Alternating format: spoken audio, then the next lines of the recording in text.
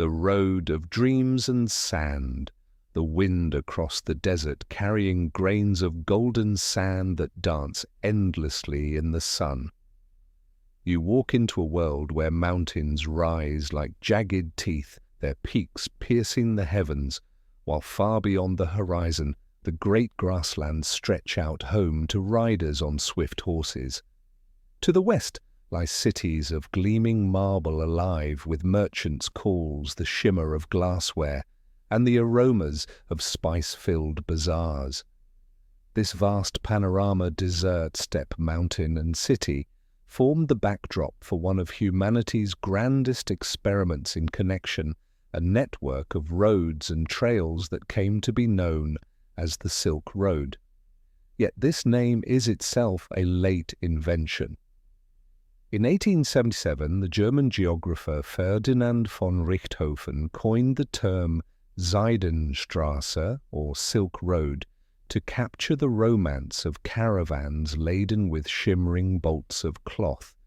But the true reality was far greater than silk, far richer than one path.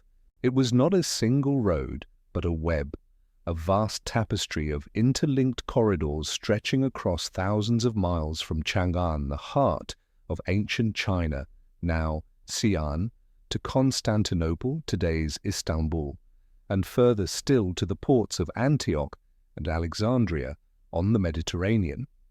The Silk Road was not simply about goods, it was about the movement of ideas, religions, technologies, and human dreams. For nearly 2,000 years, from the 2nd century BC until the dawn of the 16th century AD, these routes stitched together the farthest corners of the known world. Along them, empires rose and fell. Faiths took root in foreign soils, inventions leapt across cultural boundaries. This was humanity's first true attempt at globalization, not the globalization of corporations and digital networks that you know today, but one carried on the backs of camels, horses, and men walking under relentless sun or shivering in high mountain passes. Merchants rarely traveled the entire length. Instead, goods and knowledge flowed hand to hand in a relay that linked east and west without a single ruler commanding it. There was no empire of the Silk Road, no central authority. And yet across frontiers, languages, and rivalries, people cooperated, trading, sharing, sometimes fighting, but always connecting. The sheer resilience of this network is astonishing. It outlived dynasties, weathered invasions, survived plague, and endured through the ambitions of countless rulers. The Silk Road was less a road than a pulse, a heartbeat that carried life across continents. And this perhaps is what makes it so extraordinary. Imagine it, no single hand guided it, no blueprint was drawn, and yet it emerged from the collective needs and desires of humanity. Like rivers carving valleys over ages, the Silk Road was shaped by people walking, riding, carrying their hopes for wealth, survival, or adventure. They brought more than material goods. They carried stories, music, philosophies, and dreams that would seed themselves far from their origins. To understand the Silk Road is to glimpse the first great age of interconnectedness, the moment when the world first began to shrink. Deserts and mountains, perilous and forbidding, became bridges instead of barriers. And in that transformation lies one of history's greatest miracles, the possibility that strangers separated by oceans of sand and generations of difference could reach out across the horizon and find each other. This is the road of dreams and sand, and it is here that our story begins. World's first global experiment. The Silk Road was never a single road. No stone-paved highway stretched unbroken across continents. No imperial decree commanded its course. Instead, it was a living web of trails, paths, and caravan routes stretching out like veins across the body of Eurasia. From mountain passes to river valleys, from desert tracks to coastal harbors, these arteries connected one world to another. Imagine it not as a line, but as a constellation, points of light scattered across a vast sky, each connected by invisible threads of commerce and culture.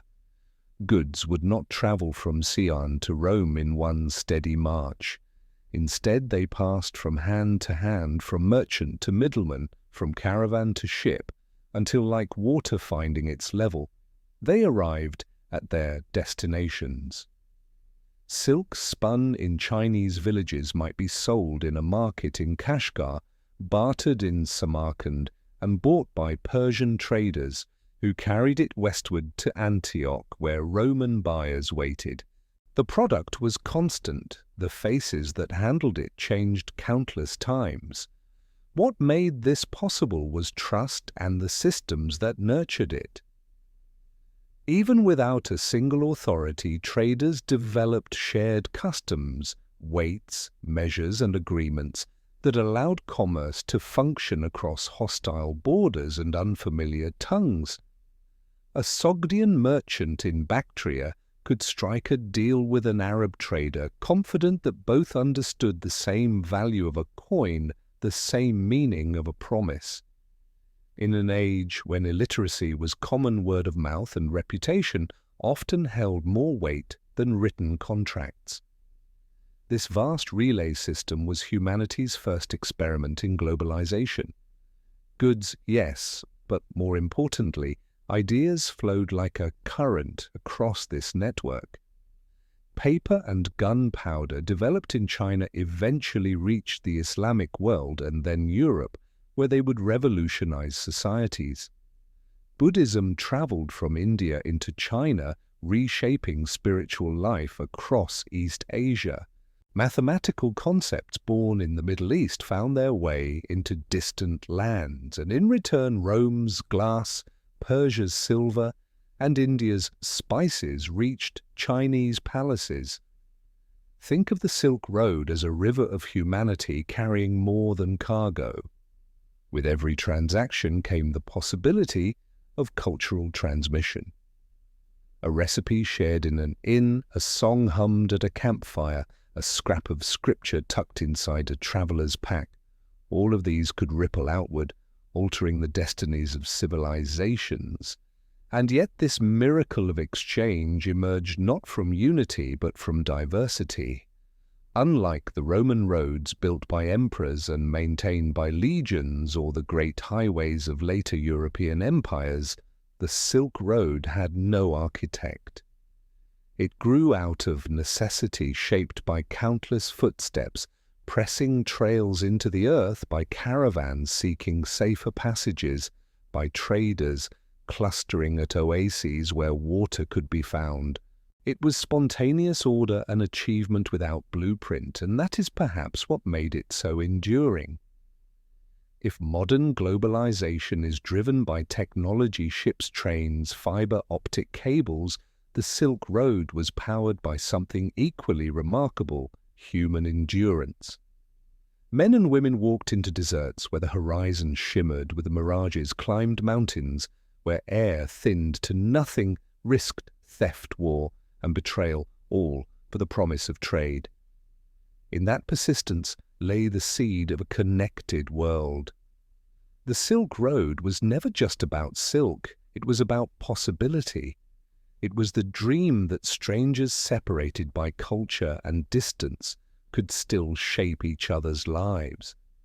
This was humanity's first global experiment, and though it was fragile, though it was dangerous, it changed the course of history forever. The dangers of the journey. The Silk Road shimmered with promise, but every mile of it was carved in hardship.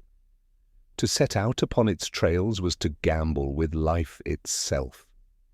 Travelers spoke of the Taklamakan Desert with awe and dread. Its very name, some scholars say, meant "go in and you will not come out." Under its scorching sun, the sands shifted endlessly, erasing paths and swallowing caravans whole. To step too far from an oasis was to risk vanishing into silence, your bones left to bleach beneath the desert sky. At night, when the heat gave way to bitter cold, the wind howled across the dunes, carrying with it the whispers of those who had never returned. Further north, the Gobi Desert presented its own perils, its arid plains stretching vast and featureless, where mirages shimmered on the horizon and tricked the weary eye. Those who crossed it spoke of sandstorms that could blot out the sun, of skies darkened in minutes, and of men and animals alike buried in sudden waves of dust. If the deserts threatened with thirst and emptiness, the mountains tested the spirit with sheer force. The Pamirs, the Hindu Kush, the Tian Shan ranges, where the world itself seemed to rear upward against the traveller. Here, narrow passes snaked along cliffsides where one misstep meant plunging into icy abysses. Winter snows buried trails beneath avalanches, and even in summer, the thin air stole breath from lungs and made hearts race with exhaustion. Many who braved these high places carried prayer flags or charms, pleading with unseen gods for safe passage. And danger was not only in the land. Bandits waited in lonely ravines, watching for the glint of a caravan's treasures. Raids could scatter merchants, seize their goods, and leave bodies unburied on the roadside. Even armies were a threat. When empires clashed, the roads closed, and travellers could find themselves caught in wars, not their own, trapped between gates, barred by suspicion, or fields burned by retreating soldiers. Yet for all this, the dangers were not enough to stop the flow. Human will proved stronger than the desert winds, sturdier than the mountain snows. Caravans organized with care guides who knew the secret waterholes guards who could fight off raiders leaders who plotted every stop at every oasis. Imagine yourself at the heart of such a caravan. Camels laden with goods plod forward in rhythmic sway bells clinking at their necks. Dust rises with each step, stinging your eyes. Ahead, mountains loom dark shapes against the evening light. You know that within those shadows lies both peril and promise. Perhaps tomorrow you will lose a companion to the cliffs or a mule to exhaustion. Yet still you go on, for to stop is to surrender to the desert, and to move forward is to chase fortune. The Silk Road was as much a trial as it was a highway. Every bundle of silk, every sack of spice, every scrap of knowledge that crossed its span was hard-earned, purchased not only with coin, but with sweat, blood, and risk. That so much survived such journeys is in itself a miracle. This was the test of the road, a gauntlet of fire and ice, of hunger and fear, and of faith that beyond the horizon lay not death, but opportunity, oases of life. Between the deserts and mountains lay salvation's small islands of green, where life clung to water, and where weary travellers could rest, trade, and dream anew.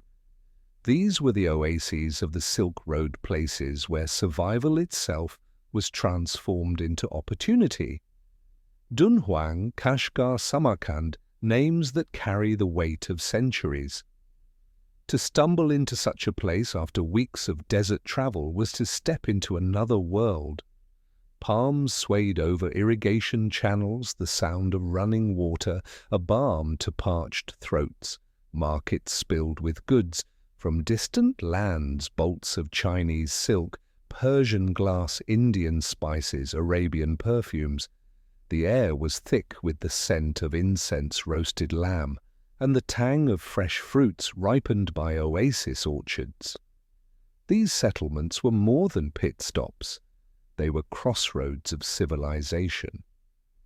At Dunhuang, pilgrims left behind manuscripts and paintings in the cave temples, gifts for the gods and testaments of belief carried across continents.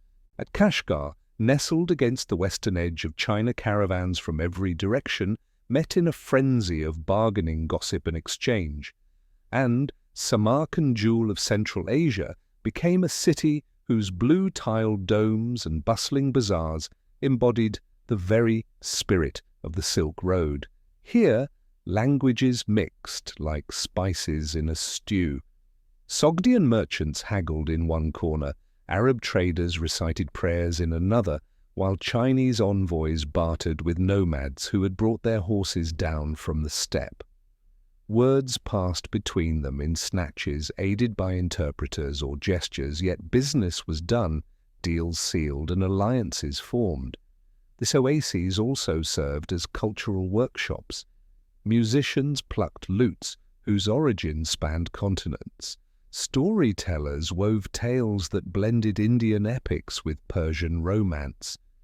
In inns lit by oil lamps, strangers shared bread and wine, teaching each other songs that carried echoes of distant homelands.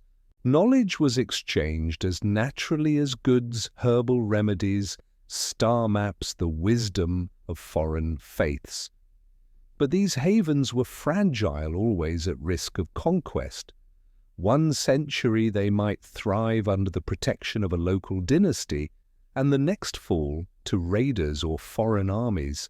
Their prosperity was tethered to the flow of caravans. When the routes shifted, fortunes rose or fell, like desert dunes reshaped by wind.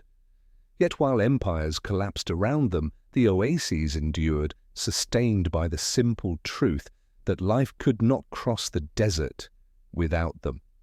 They were way stations of survival and mirrors of the larger Silk Road itself, small communities where necessity gave birth to cooperation, and where strangers found common ground in trade. To walk into one of these oasis markets was to feel the pulse of a world in motion. The deserts and mountains might isolate, but here, in these fertile pockets, humanity gathered, bartered, and thrived. They were not just lifelines, they were living hearts beating across the vast body of the Silk Road, treasures of East and West. What truly gave life to the Silk Road was not just the roads themselves, but the treasures they carried.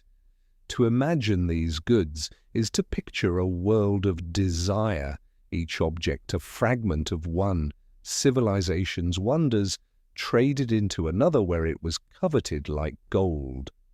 From the east, caravans brought silk, the fabric so fine, so lustrous, that Roman senators once despaired of its seductive power.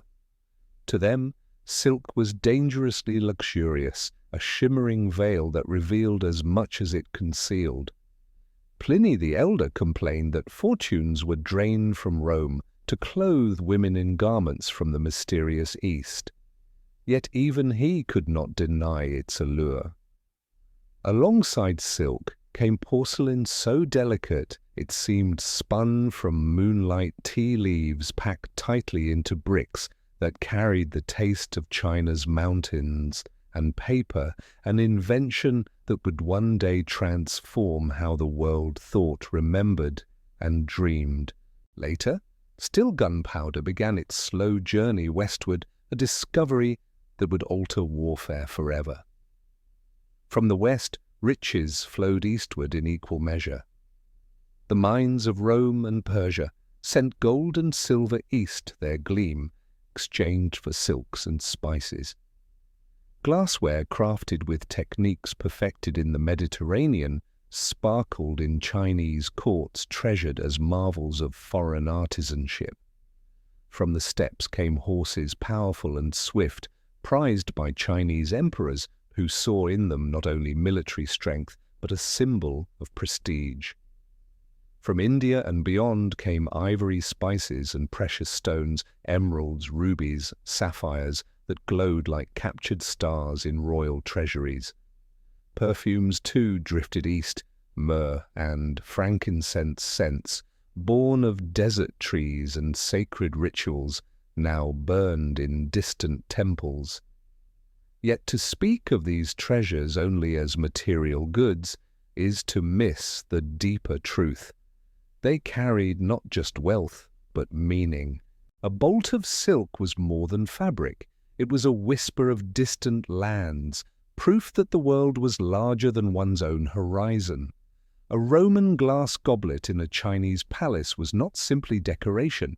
It was a story told in shimmering curves, a story of hands and markets far away.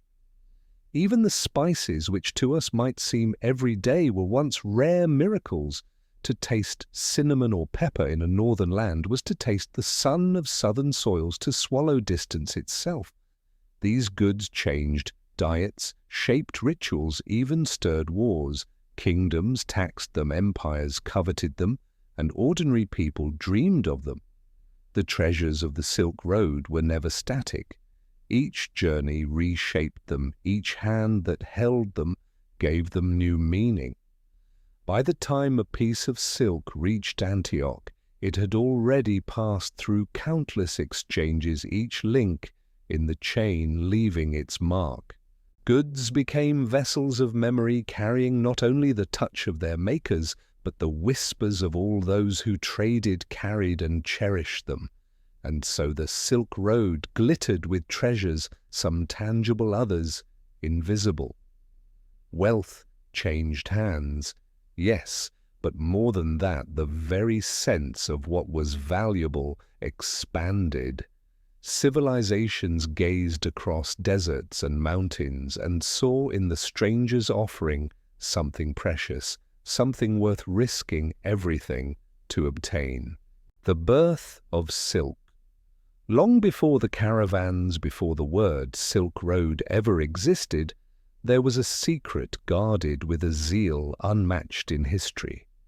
At its heart lay a creature no larger than a thumb, the silkworm.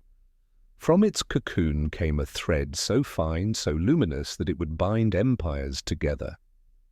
Chinese artisans, as early as the 3rd millennium BC, had mastered the art of sericulture, the cultivation of silkworms. It was a process of remarkable delicacy. Mulberry groves were planted and tended with care, their leaves gathered daily to feed the voracious caterpillars. In carefully controlled rooms, temperatures and humidity were maintained, for a slight variation could spell disaster. When the time came, cocoons were collected, each one a fragile vessel spun from nearly a mile of thread. With practiced hands, workers dropped the cocoons into warm water, softening the filaments, then gently unwound them, reeling strands, so fine they seemed almost invisible. From this fragile thread, woven and dyed with skill, emerged fabrics that shimmered like liquid light.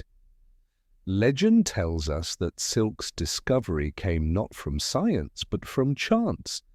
One tale speaks of Empress Lezu, wife of the Yellow Emperor, who sat beneath a mulberry tree as a cocoon fell into her tea.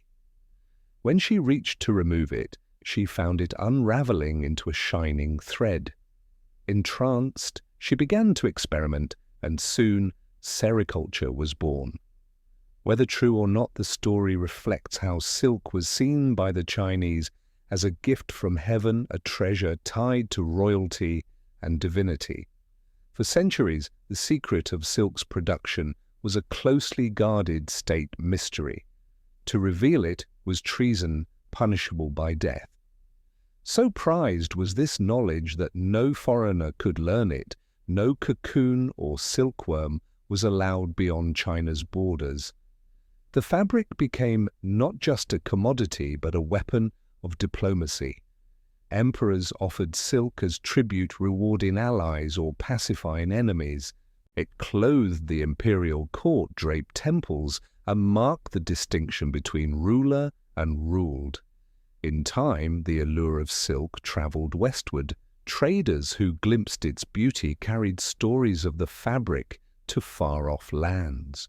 Roman senators raged against its popularity, calling it decadent, even immoral, yet still it flowed into their markets, fetching prices higher than gold. From a single thread wound from a cocoon, a vast empire of desire was spun. The mystique of silk lay not only in its rarity, but in the human imagination it inspired. To wear it was to embody the luxury of distant lands, to feel upon one's skin the caress of something almost otherworldly. And with every bolt of cloth that crossed a border, the demand grew. Thus from the quiet labour of silkworms and the hidden groves of mulberry trees, the Silk Road took its very name. What began as a secret in the heart of China became the banner of a network that would reshape the world. Zhang Qian's legendary mission. Every great road begins with a first step, and for the Silk Road that step was taken by a man named Zhang Qian. In the 2nd century BC, during the reign of Emperor Wu of the Han Dynasty, China's horizons were limited. To the west lay rumours of powerful kingdoms, fertile valleys, and most tantalizing of all horses, unlike any the Chinese had ever seen. Stronger, faster, and larger than the breeds of the East, these heavenly horses of the Fergana Valley were said to sweat blood and run like the wind. To an empire forever guarding its borders against nomadic raiders, such horses were worth any risk. In 138 BC, Emperor Wu sent Zhang Qian westward, commanding him to find allies against the fierce Xiongnu nomads and to establish ties with distant kingdoms. With 100 men, Zhang set out, carrying the weight of imperial ambition upon his shoulders. Yet before he could reach his destination, he was captured by the Xiongnu. For 10 long years he lived as their prisoner, even marrying and raising a family among them before finally escaping and resuming his mission. His journey took him across deserts and mountains, through lands no Han envoy had ever seen. When at last he reached Central Asia, he encountered the thriving cultures of Daiwan in the Fergana Valley, Sogdiana, and Bactria. These kingdoms were not the barbarian outposts China had imagined, but sophisticated societies with agriculture cities and commerce that dazzled the envoy's eyes. 13 years after he had first departed, Zhang Qian returned to Chang'an, weary and scarred, with only a single companion from his original party still alive. Yet his survival was more than triumph, it was transformation. He carried with him not just stories of exotic horses, but maps, knowledge, and a sense of the vastness of the world beyond China's borders. To Emperor Wu, these revelations were electrifying. They confirmed that China was not an isolated power, but one piece of a much larger human tapestry. Inspired, the Han court began forging connections with Central Asian states, trading silk for horses and laying the foundations for a corridor of exchange that would become the Silk Road.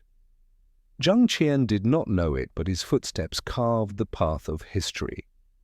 His mission proved that even through capture, hardship, and near death, human determination could pierce the veil of isolation. Because of him, China turned its gaze outward, and the first tendrils of connection began to stretch across the heart of Asia.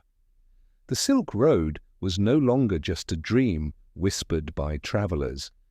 With Zhang Qian's return, it became a vision pursued by emperors.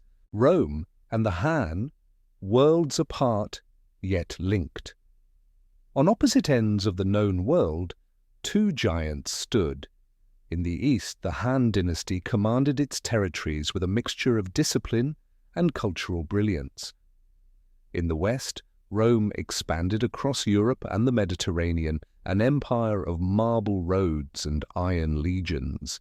They never met face to face, yet between them stretched the invisible thread of the Silk Road. What bound them was not diplomacy, but desire. In Rome, silk became a fever. Senators raged in the forum about women draped in translucent robes that seemed to glow in the light. Some condemned silk as decadent, even immoral, claiming it drained Rome of its wealth, for gold poured eastward in endless streams. Still, the fabric's allure proved irresistible. For the wealthy, to wear silk was to display not only status, but connection to a distant, exotic world. In China, the fascination ran the other way. Roman glassware, intricate and colorful, reached the Han court, treasured as marvels from the edges of the earth. Ivory spices and gemstones filtered back east, carried by merchants who themselves rarely saw the lands of origin. To the Chinese, Rome was known vaguely as Daqin, a realm of wealth and power beyond the horizon. To the Romans, China was a half-imagined source of wonders, known simply as Serica, the land of silk. But between these two empires lay the Parthians, masters of Iran and Mesopotamia. Rising from the ashes of Alexander's successors, the Parthians positioned themselves as gatekeepers of east-west trade. They controlled the crossroads where caravans converged, levying taxes, offering protection, and carefully limiting direct contact between Han and Rome. Their strategy was simple. If Rome and China never dealt with each other directly, then Parthia would always remain indispensable. The result was a world linked by intermediaries, a chain of connections rather than a single bridge. A bolt of silk leaving Xi'an might pass through dozens of hands before it adorned a Roman noble. Yet each transaction added value, each link in the chain strengthening the network. In this way, two empires that never signed treaties or exchanged ambassadors were nonetheless bound together. Their citizens drank from the same streams of trade, even if they never shared a table. Rome's hunger for silk and China's curiosity for exotic luxuries made them partners across distance, their relationship one of desire rather than diplomacy. It is tempting to imagine what might have happened had they met directly, if legions had marched eastward or Han envoys westward.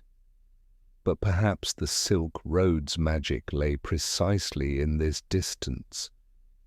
It was the mystery, the allure of the unseen that made each empire dream of the other. Through that dreaming, the Silk Road flourished, an invisible cord stretching from the marble streets of Rome to the walled palaces of Chang'an, tying together two worlds that otherwise might have remained strangers. The merchants of Sogdia. If the Silk Road was a body, then the Sogdians were its blood, circulating endlessly, carrying with them the lifeblood of trade and trust. Nestled in the fertile valleys of Central Asia, the Sogdians were not the largest empire nor the most powerful, yet in the markets of Bactria, Samarkand, and beyond, their presence was unmistakable. They were the merchants of merchants, the connectors of worlds. By the 4th century, the Sogdians had become indispensable intermediaries, their caravans stretching from China to Persia and beyond. They spoke multiple tongues, Sogdian, Persian, Chinese, even Turkish, and this gift of language made them more than traders. They were translators of worlds. To a Chinese envoy arriving in Samarkand, the Sogdian might interpret the speech of an Arab merchant. To an Indian pilgrim bound for Dunhuang, he might recite the price of horses in terms of Chinese copper cash. Their voices smoothed the frictions of distance. The Sogdians also pioneered forms of credit and correspondence that made long-distance trade possible. Archaeologists have uncovered their letters written on fragile slips of paper describing market conditions, debts, and family matters sent across thousands of miles. These scraps reveal a world of sophisticated commercial knowledge. A Sogdian in Dunhuang might write to his brother in Samarkand about a shipment of silk delayed by war or about prices for spices in Persia. Even across deserts and mountains, these messages carried trust. What gave the Sogdians their strength was not only skill but community. They established merchant colonies in distant cities, enclaves, where their families lived for generations. In Chang'an, China's bustling capital, Sogdian neighborhoods rang with the sound of their music, their foreign rituals blending with Chinese festivals. In Persia, they were welcomed as vital traders. Their adaptability was their survival. Wherever they went, they built homes but never forgot the roads that tied them back to their Central Asian heartland. It was said that if you wanted to move goods across Eurasia, you needed a Sogdian. They carried silks and spices, yes, but also religions and stories. Through them, Buddhism spread deeper into China. Zoroastrianism took root in foreign soils, and even fragments of Christianity found new life. Their caravans were not only convoys of goods, but vessels of belief, carrying prayers and philosophies as naturally as bolts of cloth. But their role was precarious. They thrived in times of peace and cosmopolitan openness, yet when empires turned inward, or wars disrupted trade, their fortunes could collapse. Still, their resilience kept them central to the Silk Road for centuries. Imagine walking through a Sogdian market stalls crowded with goods, the air thick with voices switching effortlessly between languages, merchants scribbling notes of credit, musicians playing melodies that blend Persian rhythms with Chinese tones. Here, the Silk Road was not an abstract line on a map. It was a live, vibrant beating with the confidence of men and women who believed the world could be bound together by trust. The Sogdians proved that the Silk Road was more than geography. It was a human network built on reputation, reliability, and the courage to step into the unknown. Without them, the road might have withered into silence. With them, it thrived. Faiths on the move. The caravans of the Silk Road did not only carry goods wrapped in cloth or sealed in jars, they carried something far more enduring: belief. Ideas about the sacred traveled as steadily as silk or spices borne by pilgrims, missionaries, and merchants whose faith was as much a part of their cargo as any trade. Buddhism was among the earliest of these spiritual travelers. From its birth in India, it moved steadily eastward, carried not by armies but by monks and merchants who followed the caravan trails. In desert oases like Dunhuang, the faith took root in temples carved into cliff faces, their walls painted with serene Buddhas gazing down upon weary pilgrims. Translating the scriptures into Chinese was no easy task. Concepts like nirvana and karma had no direct equivalents. Early translators borrowed Taoist terms, creating a fusion that made Buddhism familiar enough to take root in China's soil. Over centuries, the faith flourished, reshaped by each culture it touched, until it became one of the dominant spiritual forces of East Asia. But Buddhism was not alone. The Silk Road opened doors for faiths declared heretical or persecuted elsewhere. Nestorian Christianity, rejected by the Byzantine Empire, found refuge in the Persian world and spread further eastward along the trade routes. By the 7th century, missionaries like Alopen reached the Chinese capital of Chang'an, where the Tang emperor granted them permission to establish a Christian presence. In time, churches rose in Chinese cities, their bells mingling with the chants of Buddhist monks and the prayers of Taoist priests. Zoroastrianism, too, travelled these routes carried by Persian merchants who lit sacred fires in foreign lands. Manichaeism, a faith blending elements of Christianity. Zoroastrianism and Buddhism also spread along these roads, a reflection of the cultural mixing that defined the Silk Road itself. Even Judaism, carried by merchant communities, established small but enduring presences across Eurasia. Religions adapted as they moved. A statue carved in Gandhara might depict the Buddha with the wavy hair and draped robes of a Greek god, reflecting Hellenistic influence. A Christian cross might be inscribed with Chinese characters, its form reshaped to harmonize with local aesthetics.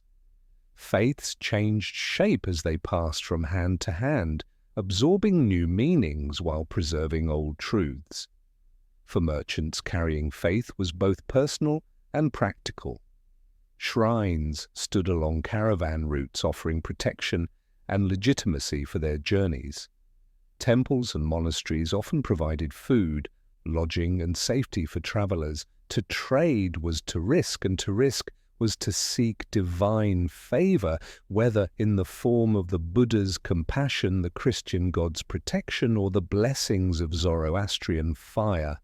The Silk Road in this way became not just a marketplace of goods, but a marketplace of the soul.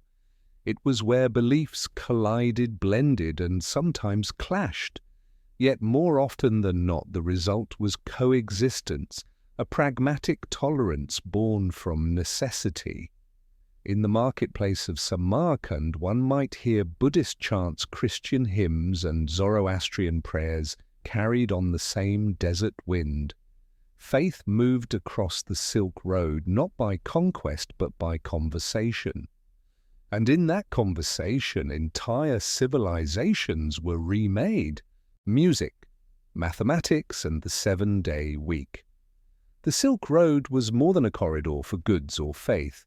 It was also a great highway of ideas, scientific, artistic, and cultural sparks that leapt across borders and ignited minds in lands far from their origin.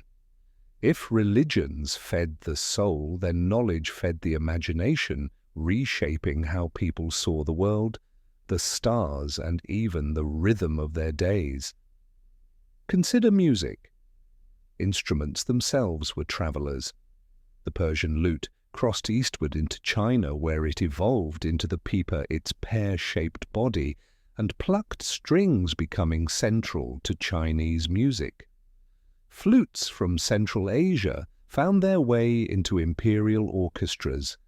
Indian drums and rhythms blended with Persian melodies, producing sounds that carried across markets and palaces alike. Each performance became a conversation without words, proof that beauty could speak across cultures. Art too bore the marks of exchange. In Gandhara, the meeting of Greek and Indian worlds created something remarkable: Greco-Buddhist art. Here, the Buddha was depicted not as a symbol, but as a figure with a serene face draped in robes reminiscent of Greek sculpture. These statues carved in stone reveal how the Silk Road encouraged cultures to borrow and adapt, turning foreign aesthetics into new traditions. Mathematics and astronomy moved just as freely. From India came the concept of zero, a deceptively simple idea that transformed calculation and laid the foundation for modern mathematics. Persian and Arab scholars carried algebra and trigonometry eastward, while Chinese and Indian astronomers charted the skies and refined calendars. Astrolabes, intricate instruments that mapped the heavens, shifted from Islamic courts to European scholars, enabling navigation that would one day launch ships across oceans. Even the structure of time itself was shaped by the road. The 7-day week, first conceived in Babylon and standardized by the Romans, spread eastward until it replaced the 10-day cycle of ancient China. Imagine the subtle shift this represented, not just a new way of measuring days, but a sign that human rhythms were becoming shared across continents. Knowledge moved with the merchants because it was practical. Astronomical charts guided caravans through star-filled deserts. Mathematical systems helped calculate weights, measures, and fair prices. Medical techniques, herbs, and remedies were exchanged by healers who learned as much from foreign travelers as from their own traditions. In every way, information was as valuable as silk or spices, sometimes more so. And just as silk shimmered with light, so too did ideas shimmer with possibility.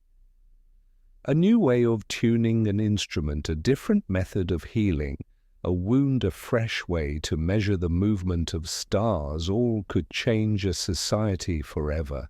The Silk Road, then, was not only a road of commerce, but a road of thought.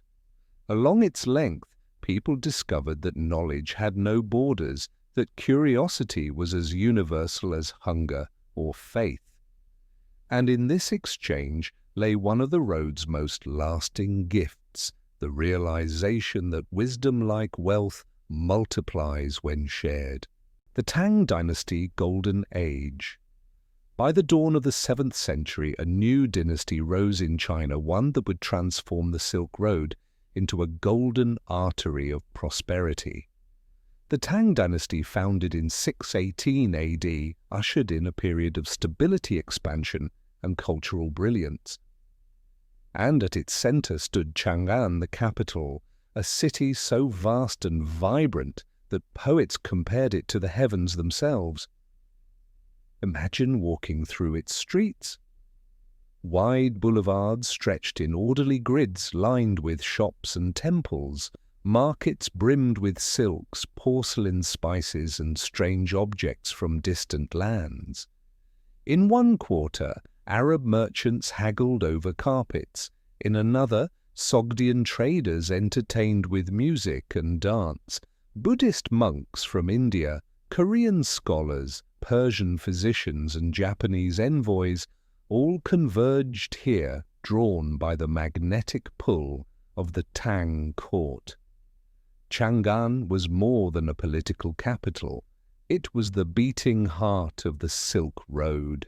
Foreigners were not only tolerated, they were celebrated. The Tang emperors, particularly Taizong and Xuanzong, welcomed knowledge and artistry from abroad. Exotic fashions spread through the city.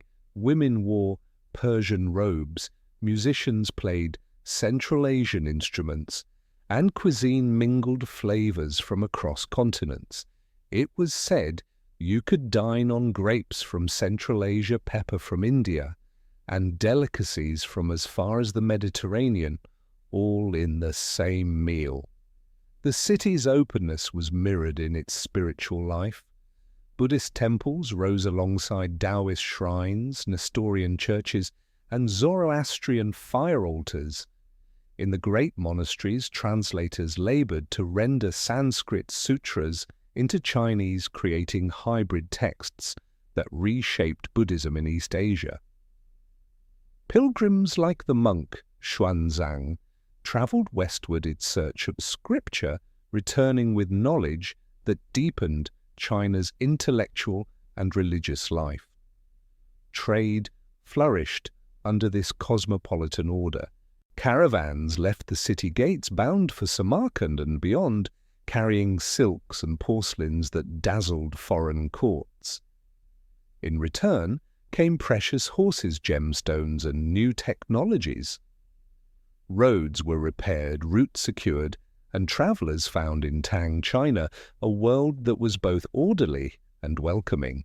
But beyond material wealth, what made the Tang era unique was its atmosphere of curiosity. Foreign entertainers performed at court, Persian dancers swayed before the emperor, poets wrote of Central Asian wines and exotic music.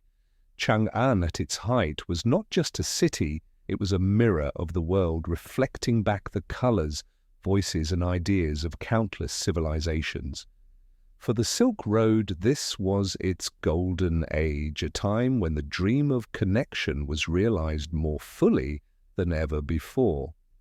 From the deserts of Central Asia to the palaces of Rome's successors, all roads seemed to lead to Tang, China, where the East and West touched in a dazzling embrace, the An Lushan Rebellion. Every golden age carries within it the seeds of its own decline. For the Tang dynasty, the brilliance of Chang'an's cosmopolitan splendor came crashing down in the mid-8th century, with one of the most devastating civil wars in Chinese history, the An Lushan Rebellion. An Lushan was a military governor of mixed Sogdian and Turkic heritage, a man who rose through the ranks to command vast armies along the northern frontier. Charismatic and skilled, he was welcomed into the Tang court, where he became a favorite of Emperor Xuanzong. But behind the dances and feasts, resentment brewed. Corruption weakened the imperial court, and lavish spending strained the empire's resources. In 755 AD, An Lushan declared himself emperor of a new dynasty and led his troops southward toward the capital. The rebellion tore China apart. Over 8 brutal years, entire provinces were ravaged, cities destroyed, and millions of lives lost. Historians estimate that the conflict and the famine that followed may have killed as many as 30 million people, one of the deadliest wars in recorded history. Chang'an and Luoyang, once jewels of trade and culture, became battlegrounds. Roads that had carried silks and ideas now bore refugees and corpses. When the Tang court finally crushed the rebellion in 763 AD, the dynasty survived, but it was forever changed. The openness that had defined the early Tang gave way to suspicion.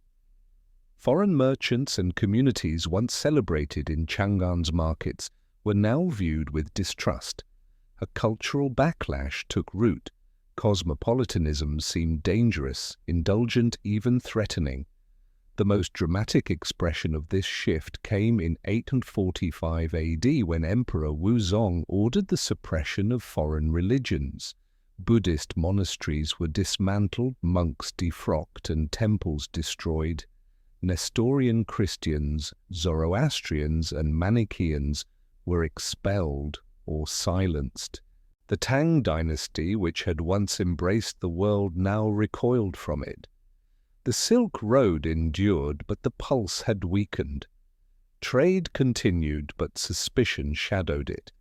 Where once the sound of foreign songs drifted over, Chang'an's silence replaced them. The golden age of easy cultural mingling was gone, replaced by caution and conservatism. Yet even in this darkness, the memory of the Tang's cosmopolitan embrace lingered. The rebellion revealed both the power and the peril of openness, the way connection could enrich but also destabilize. The Silk Road was resilient, but like its travelers, it had to adapt to survive. Islam and the Abbasid Revolution. As Tang China struggled to recover from rebellion, new forces were reshaping the western half of the Silk Road. In the deserts of Arabia, a faith had risen that would soon command an empire stretching from Spain to Central Asia. Islam, born in the 7th century, spread with remarkable speed, carried by armies, merchants, and missionaries. With it came a revolution in how the Silk functioned, an infusion of stability, prosperity, and learning that transformed Eurasian exchange. The Abbasid Caliphate, which came to power in 750 AD, established its capital at Baghdad, a city that became the beating heart of Islamic civilization. Strategically placed between the Tigris and Euphrates, Baghdad was not just a political capital, but a commercial one. Its markets overflowed with goods from every corner of the known world: Chinese silks, Indian spices, African ivory, Byzantine glass. The city's very streets seemed like an extension of the Silk Road, a living bazaar where caravans and ships poured in wealth daily. Islamic law gave commerce a moral and legal foundation. Sharia provided clear rules for contract partnerships and inheritance. The prohibition of interest spurred creative financial tools, profit-sharing credit systems, and bills of exchange that allowed merchants to reduce risk over long distances.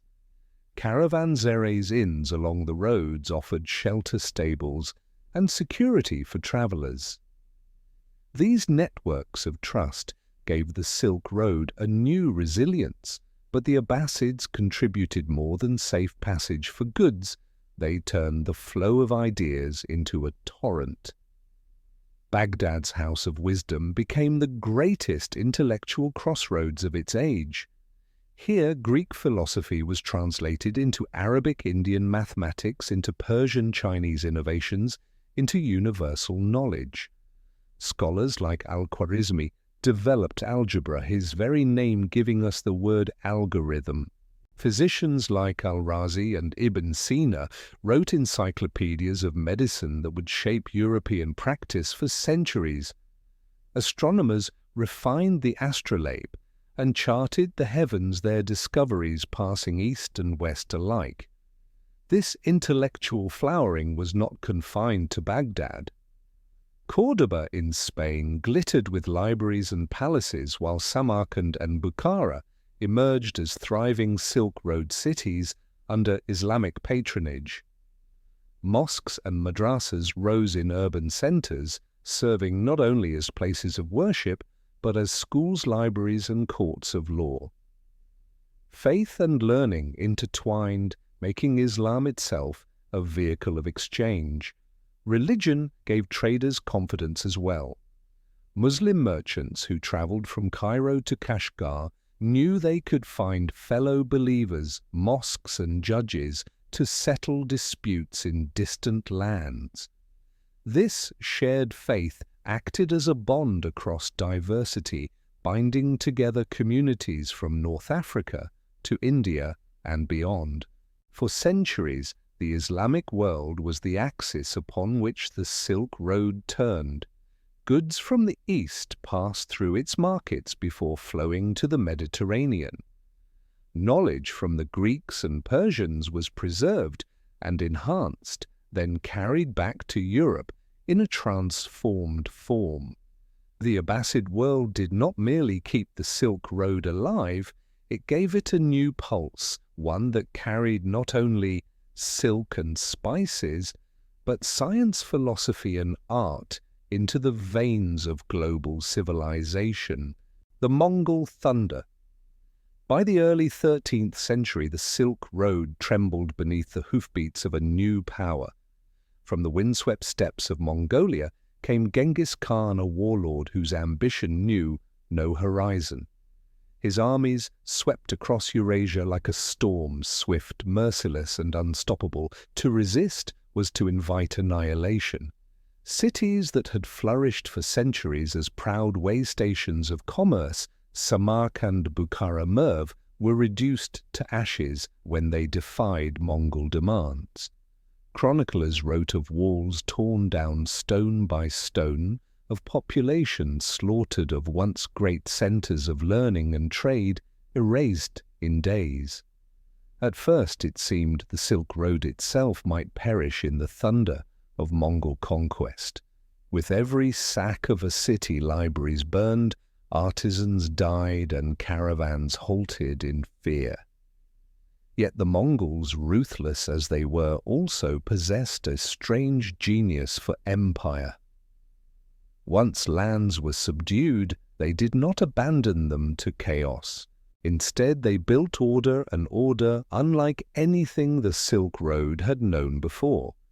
This was the Pax Mongolica, the Mongol peace. Under Genghis Khan and his successors, the once shattered trade routes were rebuilt and protected with unprecedented vigor. Bandits who once preyed on caravans were hunted down. Local rulers who skimmed and extorted merchants were brought to heel.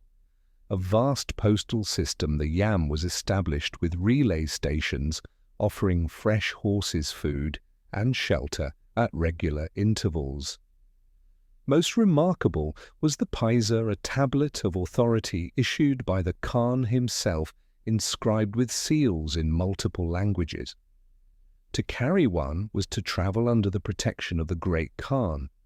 Merchants bearing a Paisa could demand provisions, shelter, even escorts, their safety guaranteed by Mongol law. Suddenly a merchant could journey from the shores of the Pacific to the edges of Europe under a single imperial umbrella. The Mongols were pragmatic too. They moved artisans, scholars, and administrators across their vast empire, creating forced migrations that nonetheless fostered cultural exchange. Chinese siege engineers served in campaigns in the Middle East. Muslim astronomers and administrators worked in UN China. Knowledge willingly or unwillingly traveled with the people. Under Mongol rule, the Silk Road became more integrated than ever before. Caravans grew larger, trade more regular, the flow of goods swifter. Never before had such a vast landmass been linked under one authority. The world for a brief and brutal century shrank as never before. And so out of destruction came a strange rebirth. The Mongol thunder that shattered cities also forged connections. What began in blood gave rise to a golden corridor of exchange. For travelers like Marco Polo, it was this Mongol-guarded Silk Road. They would marvel at a road where East and West met under the shadow of the Khans. Marco Polo and Raban Bar Sauma. The Silk Road was not just for merchants or soldiers. It also became the stage for some of history's most remarkable travelers' men who carried not only goods but stories between civilizations. Two of the most extraordinary mirror images of each other were Marco Polo and Raban Bar Sauma. In the late 13th century, a young Venetian merchant named Marco Polo set out with his father and uncle, bound eastward toward the court of the Great Khan. After years of arduous travel across deserts and mountains, he arrived in China, where he claimed to have served in the court of Kublai Khan, the grandson of Genghis. Marco marveled at the grandeur of UN China, its bustling cities, its canals and paper money, its palaces and postal stations. He described the wealth of Cathay in breathless detail, painting a picture of a civilization that seemed almost otherworldly to European audiences. When his tales were later recorded, they sparked both wonder and skepticism. To some, his accounts of palaces roofed in gold and cities larger than anything in Europe seemed impossible. To others, they were proof that the world was wider, richer, and stranger than they had imagined. Marco Polo became for Europeans the voice of the Silk Road, a window into the East that fed dreams of exploration for centuries to come. But less well known in the West is his mirror, Raban Bar Sauma, a Nestorian Christian monk from Beijing who at almost the same time traveled in the opposite direction. Sent as an envoy of the Mongol Ilkhanate, he journeyed westward, visiting Constantinople, Rome, Paris, and Bordeaux. To Europeans, he was a curiosity, an emissary from the farthest reaches of Asia, speaking of a Christian presence in lands they scarcely imagined. He met kings and popes, celebrated Mass in Roman cathedrals, and marveled at Gothic churches with the same awe Marco Polo had shown for the palaces of China. Their journeys reveal the true genius of the Silk Road. It was not just a path for goods, but a mirror across which East and West could see one another. Through Marco Polo's eyes, Europeans glimpsed the wealth and sophistication of Asia. Through Raban Bar Salma's Asians encountered the power and faith of Europe. Neither man's account tells the whole truth. Both are colored by perspective, myth, and exaggeration. Yet together they testify to the road's power to connect not only economies, but imaginations. To travel so far in an age when most never left their birthplace was itself a triumph. They risked deserts, mountains, and wars driven by curiosity and purpose. And in their stories, the Silk Road achieved something greater than trade. It became a bridge of wonder, a thread weaving together the farthest corners of the human story. The Black Death rides the road. For centuries, the Silk Road had been celebrated as a lifeline of wealth and knowledge, but every road carries shadows.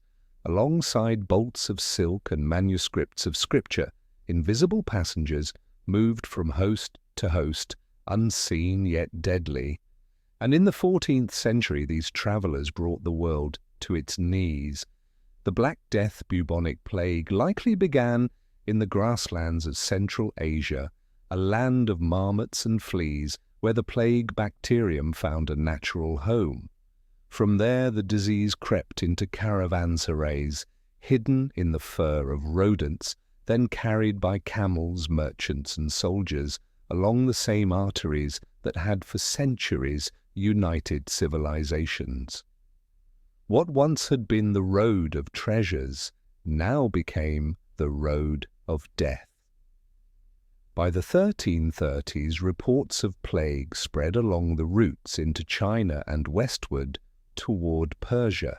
As Mongol armies besieged the Crimean port of Kaffa in 1346, chroniclers wrote that the besiegers catapulted plague-ridden corpses into the city, infecting its defenders.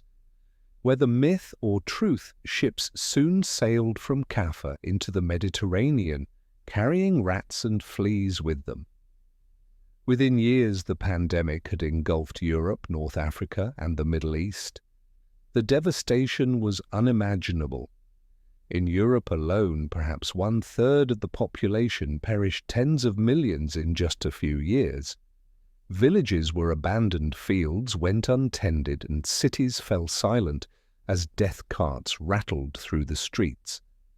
In the Islamic world, scholars and imams debated the meaning of such catastrophe. Was it punishment, trial, or simply fate? In China, dynasties staggered under famine and disease, their authority shaken by a crisis they could neither predict nor control. The same Silk Road that had united cultures in prosperity now revealed its double-edged connectivity, spreads not only ideas but also vulnerability. In a world newly bound together, disease could travel farther and faster than ever before. The same systems of trust and exchange that had carried wealth now carried grief. Yet even amid despair, change was seeded. In Europe, the labor shortages that followed the plague transformed economies, empowering peasants and reshaping feudal society. In the Middle East, new devotional practices emerged, while in Asia, the trauma left dynasties wary of over-reliance on foreign connections. The pandemic scarred memory, but it also forced adaptation. The Black Death was not the first disease to move along the Silk Road, nor would it be the last. But it was the most profound reminder that the road carried everything good and ill, life and death. Civilization itself had been bound together, and in that binding it shared fate. The Silk Road had always been a mirror of humanity. In the 14th century, it reflected not triumph, but fragility. The Ming retreat, The Black Death left deep scars, and the Mongol Empire that had once bound Eurasia together fragmented into rival Khanates. Out of this fractured landscape rose the Ming Dynasty in 1368, determined to restore Chinese order and sovereignty.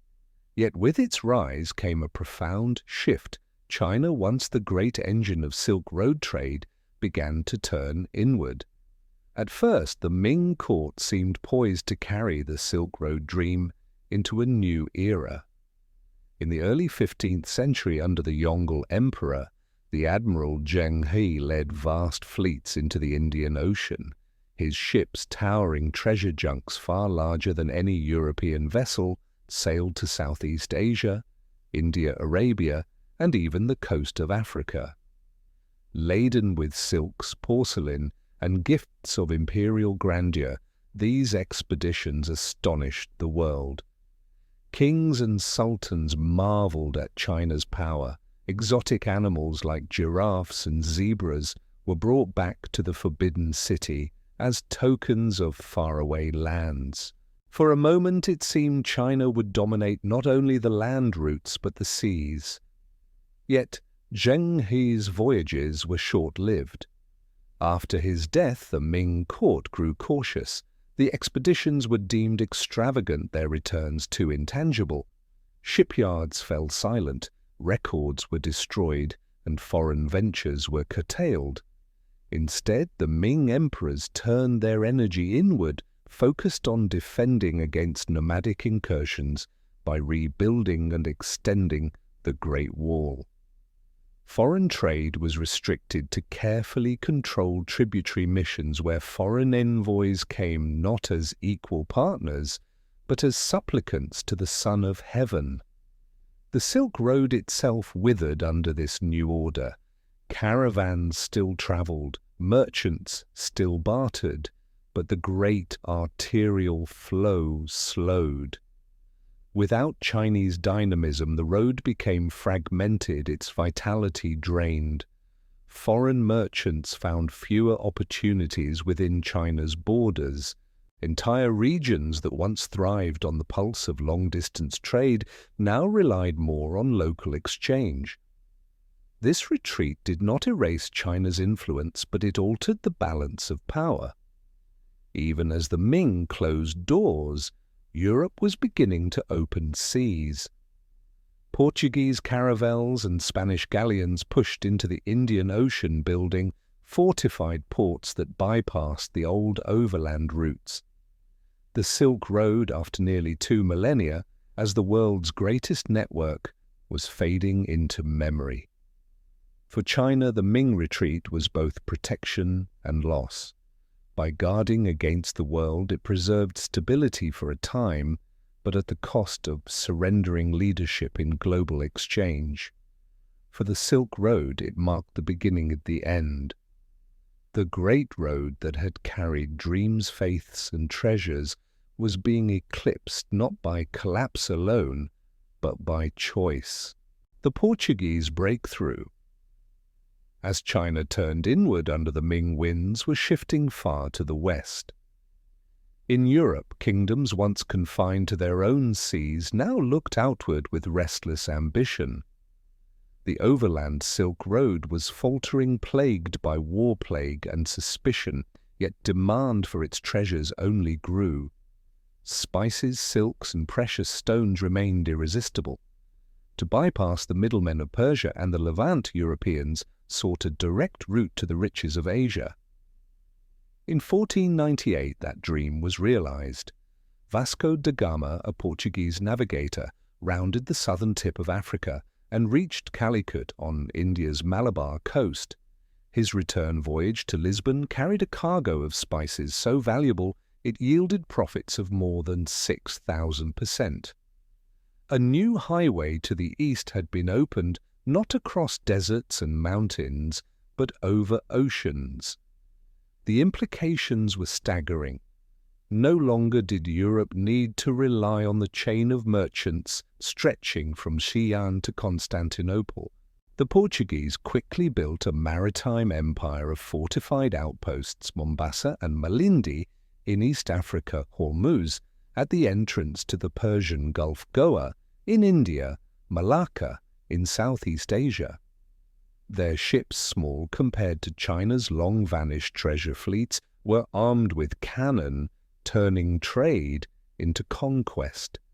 By sea and fire, they inserted themselves into Asian commerce.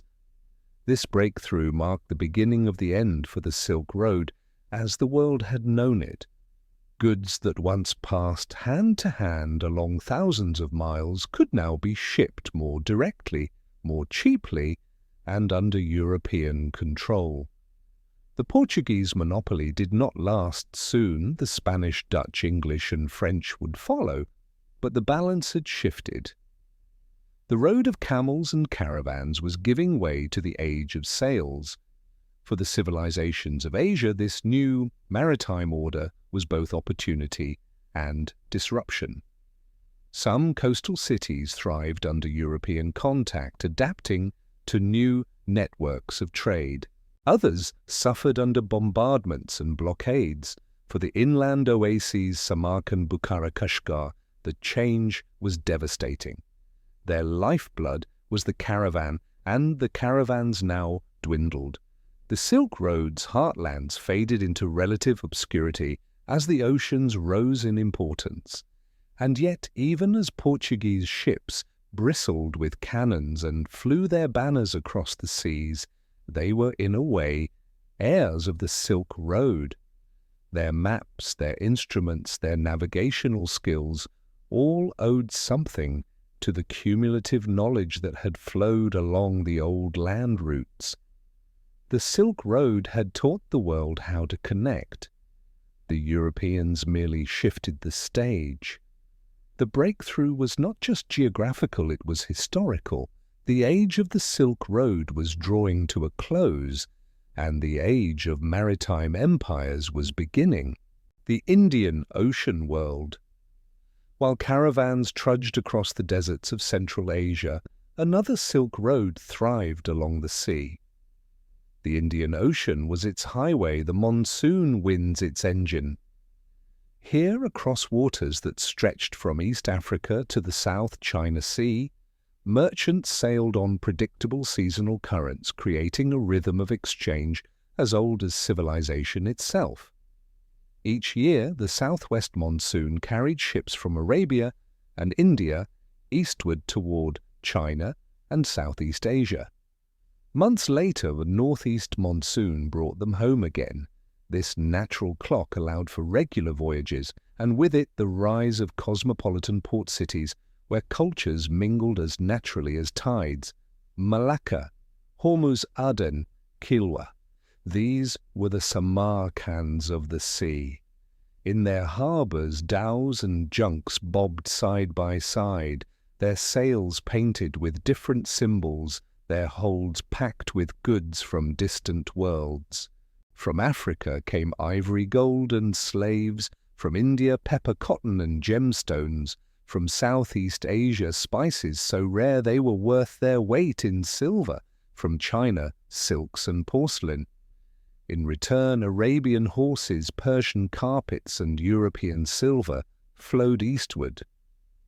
But trade was only part of the story. These ports were crossroads of faith and culture. Muslim mosques rose beside Hindu temples and Buddhist shrines. Jewish merchants negotiated deals in the same markets where Confucian scholars bought foreign curiosities. Local rulers often encouraged this diversity, understanding that prosperity depended on openness. Cosmopolitanism was not an ideal here, it was survival. The legal systems of these cities reflected this pragmatism. Merchants from distant lands were often allowed to govern themselves under their own laws, settling disputes within their communities. This tolerance created enclaves where foreign cultures thrived often for generations. A visitor to Malacca in the 15th century might hear Arabic, Tamil, Chinese, and Swahili spoken in the same market street. Religion, too, spread on the winds. Islam in particular found fertile ground carried by traders, whose faith guided their contracts and their conduct. From East Africa to Indonesia, mosques multiplied and communities embraced the new religion not by conquest but through commerce. Hinduism and Buddhism also traveled these routes, their temples rising on islands like Java and Bali. Christianity, carried by missionaries and later by Europeans, joined the chorus of voices. This Indian Ocean world was every bit as vibrant as the overland Silk Road, and in some ways even more efficient. Ships could carry cargoes far larger than camel caravans. Sea routes bypassed mountain passes and bandit raids, offering a smoother, if sometimes storm-tossed, journey. For centuries it was the twin of the land routes, and when the Portuguese and their rivals entered the seas, it was this network they sought to dominate. The maritime Silk Road reminds us that the story of connection was never confined to land. Oceans too became bridges carrying not just goods but ideas, faiths and people across horizons. Together the desert trails and ocean waves formed a single sprawling web, the first true global economy. Everyday life on the Silk Road. The grand sweep of history often celebrates emperors and caravans, but the Silk Road was sustained by people whose names were never recorded. To understand its true nature, you must walk not in the palaces of Chang'an or the bazaars of Samarkand, but in the modest inns, the crowded marketplaces, and the dusty roads where ordinary life unfolded. Imagine entering a caravanserai, one of the many fortified inns that dotted the routes. Within its high walls, weary travellers led camels into stables, unpacked bales of silk or sacks of spices, and kindled small fires against the desert night. Merchants haggled, scribes drafted contracts, musicians strummed lutes to ease the day's fatigue. In one corner, a Persian trader whispered a prayer before sleep. In another, a Chinese pilgrim copied a line of scripture by lamplight. For one night, strangers from worlds apart became neighbors bound together by necessity. Markets along the road were places of noise and color. Stalls overflowed with dried fruits, nuts and breads baked in clay ovens. Spices filled the air with sharp, intoxicating scents. Goldsmiths hammered ornaments, weavers displayed carpets, and potters sold vessels painted in brilliant hues. Women played crucial roles, running shops, managing household trade, sometimes even leading caravans when men were absent. Their labor, often overlooked, wove the daily fabric of Silk Road commerce. Languages collided in the marketplace, creating a patchwork of communication. Words borrowed from Persian slipped into Chinese speech, Arabic terms for trade filtered into Turkish tongues. Hand gestures, bargaining rituals, and the universal language of coin filled the gaps. Trust was built not only on contracts but on shared meals, repeated encounters, and the slow growth of reputation across generations. Food itself told the story of exchange. Noodles traveled westward, becoming pasta. Grapes moved eastward, reshaping Chinese diets. Rice bread tea and wine met on tables in surprising combinations, blending the flavors of continents. Even cooking techniques, steaming, roasting, frying, migrated along with the tools to master them. Faith, too, touched everyday life. Caravanserais often included prayer rooms for multiple religions. Shrines to Buddhist bodhisattvas stood near Zoroastrian fire altars. In larger cities, churches, mosques, and temples stood within walking distance of one another, testimony to a pragmatic tolerance born from shared commerce. Disputes were inevitable, but survival demanded coexistence. Archaeology offers glimpses of this daily world. At Penjikent in modern Tajikistan, murals reveal banquets, musicians and merchants in vivid colour. In abandoned houses, archaeologists find jars of spices, children's toys and simple tools, fragments of ordinary lives lived in extraordinary times. These people may not have commanded armies or minted coins, but without them the Silk Road would have been nothing more than empty paths in the sand. The Silk Road was never just a highway of kings and merchants.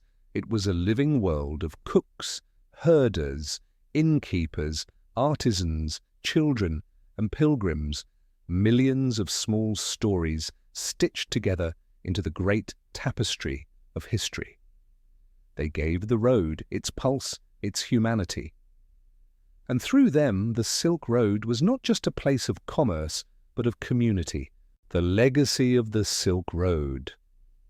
As the 16th century dawned, the caravans that once carried silks and spices across deserts dwindled. European ships now charted new sea routes connecting Asia, Africa, and the Americas in ways the Silk Road never could. The age of sails and cannons had begun, and the camel trails grew quiet. Yet though the roads themselves faded, their legacy endured, woven deep into the fabric of human history. Every exchange, every meeting of strangers left behind more than goods. Religions reshaped continents. Buddhism took root in East Asia. Islam spread across Central Asia and into Indonesia. Christianity planted seeds in China. Art carried foreign signatures, Greco-Buddhist statues in Gandhara, Islamic arabesques in Chinese porcelain, Persian motifs in European textiles. Even music bore the imprint of distant lands, with instruments evolving as they passed from hand to hand. Knowledge, too, was forever changed. Algebra, astronomy, medicine, all were enriched by centuries of exchange along the Silk Road. The very paper upon which Europe's Renaissance ideas were written was an invention carried westward from China. The compass that guided explorers across the Atlantic was perfected through shared technologies. Without the Silk Road, the modern world, its sciences, its religions, its arts, would have been unrecognizable. The Silk Road also gave us a lesson that connection brings both wonder and risk. It brought prosperity, but it also carried plague. It fostered tolerance, but also provoked fear of the foreign. It demonstrated humanity's ability to reach across distances and its vulnerability when the world becomes too tightly bound. These tensions remain with us still in the globalized networks of today. Even in decline, the Silk Road never vanished completely. Merchants adapted, cities survived, and stories lingered. Poets sang of caravans under desert stars. Legends of Marco Polo and Raban Bar Sauma inspired new generations of travelers. And in the ruins of caravanserais and the murals of long-lost cities, archaeologists still uncover the fingerprints of a world once connected. Today, echoes of the Silk Road remain. UNESCO designates its cities and temples as World Heritage Sites. Tourists wander through Samarkand's blue domes or Dunhuang's painted caves, retracing the steps of traders long gone. Nations invoke its name to revive old connections or forge new ones, seeing in its history a symbol of cooperation across cultures. To fall asleep to the story of the Silk Road is to dream of a world that was at once fragile and immense, where deserts whispered with danger, mountains loomed with promise, and strangers met in oases to share food, faith, and hope. It is to be reminded that humanity has always been a restless traveller, seeking not only wealth, but understanding, The Silk Road is gone, but its spirit endures in every bridge that spans oceans, in every marketplace where languages mingle, in every exchange of ideas across borders. It is not merely a road of the past, but a map of what humanity can be when it chooses connection over isolation. And so the Silk Road whispers still not in the jingle of camel bells, but in the hum of our global world, carrying forward the ancient promise that across distances humanity can find each other. Memory in stone and sand. You close your eyes and picture the road not as it was in life, but as it lingers in fragments of memory scattered across vast landscapes. The Silk Road is no longer filled with caravans and shouting merchants, yet its traces remain written in stone painted on cave walls and buried beneath layers of drifting sand. To walk among these remnants today is to feel the whisper of a world that once pulsed with life.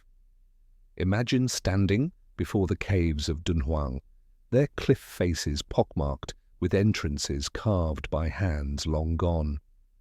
Inside, torchlight flickers across frescoes of Buddhas with gentle smiles, bodhisattvas adorned in jeweled crowns, and celestial musicians floating in clouds of pigment. Each painting tells a story not only of faith, but of passage, pilgrims stopping here to pray before crossing deserts, merchants leaving offerings for safe journeys. The caves are not just temples, they are a record of centuries when cultures met at this fragile oasis on the edge of the Taklamakan Desert. You realize that every stroke of paint is a thread tying distant lands together. Further west, Samarkand still shimmers with its blue-domed mosques and tiled madrasas. Though rebuilt and restored, the Registan Square carries the spirit of an age when the city was the crown jewel of Central Asia. Poets once described its markets as gardens of jewels where carpets from Persia lay beside silks from China and silver from Byzantium. Today, its grandeur remains a ghost of that past. The domes gleam like the sky itself, while tourists wander streets once crowded with traders, storytellers, and musicians. The silence feels heavy, as though the stones themselves ache for the bustle that once filled them. Travelers still find ruined caravanserais in the deserts, square enclosures, their walls broken but still imposing. Step inside and you can almost hear the echoes, camels, groaning, fire-crackling voices raised in half a dozen languages. Here merchants shared more than goods. They shared tales of distant lands, fragments of gossip, news of war, and rumors of riches. These were places where trust was built, where strangers became allies for the long road ahead. Each ruined wall is a reminder that the Silk Road was as much about people as it was about products. Archaeologists uncover shards of pottery in remote regions, Chinese porcelain in Persian graves, Roman glass in Central Asian tombs. Coins stamped with emperors' faces turn up far from the empires that minted them. Each fragment is a puzzle piece in the map of human connection. You realize the Silk Road was not just one line drawn from east to west. It was thousands of overlapping journeys leaving traces everywhere. Yet memory does not survive only in objects. Folk songs sung in Central Asia still tell of caravans and lovers separated by the road. Legends in China remember mysterious western lands filled with tall horses and precious stones. In the Mediterranean, tales of silken fabrics too fine for mortal eyes lingered long after the trade slowed. These oral traditions, shifting and embellished, keep alive the spirit of a network that once tied the world together. When you walk among these stones and sands, you are not merely visiting ruins. You are touching the echoes of humanity's first attempt to build a connected world. The Silk Road may be gone, but in these remnants it lives, still waiting for those who dream of connection to hear its call. The road within us now.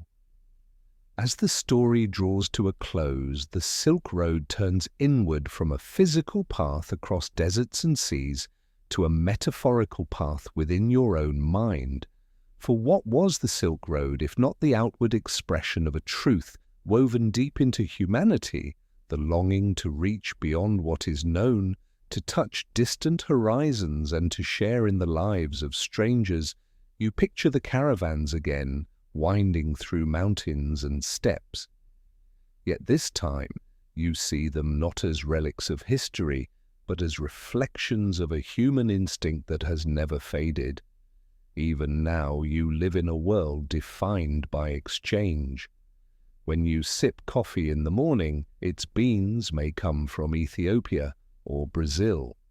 The phone in your hand is built from minerals mined in Africa, assembled in Asia, shipped across oceans. The languages you speak carry echoes of Persian, Arabic, Latin, Sanskrit. The Silk Road has not vanished. It has simply changed form, becoming the invisible threads that still tie the globe together. Consider how religions continue to bear the imprint of these exchanges. Buddhism in Japan carries influences shaped by its long journey through Central Asia. Islamic architecture in India reveals Persian, Central Asian, and even Chinese elements woven into its domes and patterns. European cathedrals, with their pointed arches, owe something to the engineering traditions that once travelled from east to west. The very way we see the sacred is touched by encounters that began along the Silk Road. Knowledge, too, remains a legacy. Algebra, algorithms, and astronomy all sharpened in the Islamic world with insights gathered from Greece. India and China continue to guide satellites in orbit and computers in your home. The printing press, born of woodblock techniques from Asia, helped Europe ignite the Renaissance. Even the food on your table carries this legacy. Pasta descended from noodles, oranges and peaches, transplanted across continents, spices that transformed cuisine forever. Every meal is in its way a Silk Road feast. But perhaps the deepest legacy is not material, it is the realization that humanity thrives in contact. The Silk Road showed that strangers could trade, pray, and live alongside one another despite differences. In Samarkand, Changan or Baghdad, coexistence was not always perfect, but it was real, and it proved that diversity could be strength.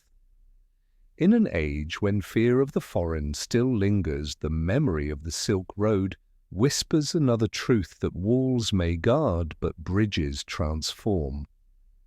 As you drift towards sleep, you imagine the Silk Road not as a vanished trail of dust and ruins, but as a road that runs through the heart of every human being.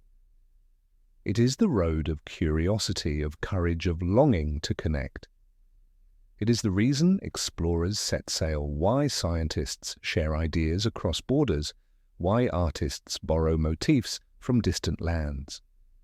The Silk Road lives within you each time you reach beyond yourself to learn to listen, to connect. The ancient road is gone, but the dream it carried is eternal. And as the winds of history continue to blow, you realize the Silk Road was never just a path across land. It was and always will be the path within us all.